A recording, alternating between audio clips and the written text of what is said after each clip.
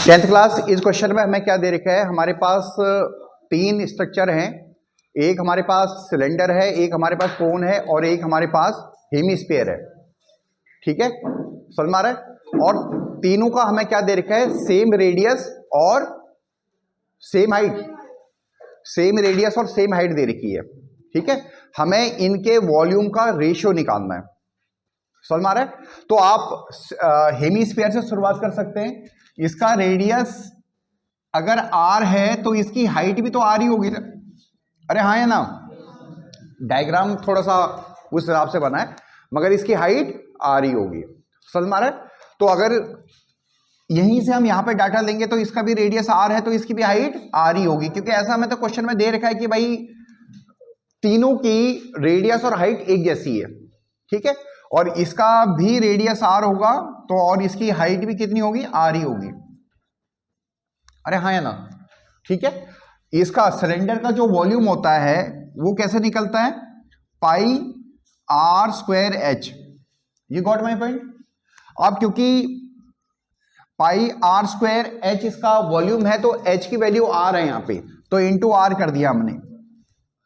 समझ में आ रहा है।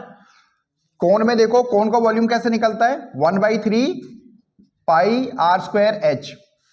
सेम डाटा यहां पे भी है, जो हमारे पास हाइट है वो रेडियस के बराबर है, तो ये हो जाएगा 1/3 पाई r क्यूब। आया समझ में।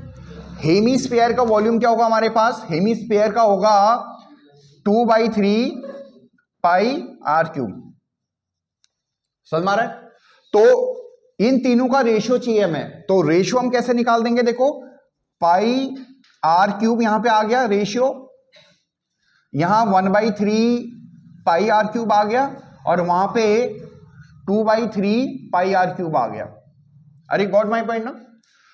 जिसमें से पाई r क्यूब सब में है तो ये कट जाएगा, ये आपका कट जाएगा, और यहां पे लिख रहा हूं ये आ जाएगा हमारे पास 1 रेशियो 1/3 रेशियो 2/3।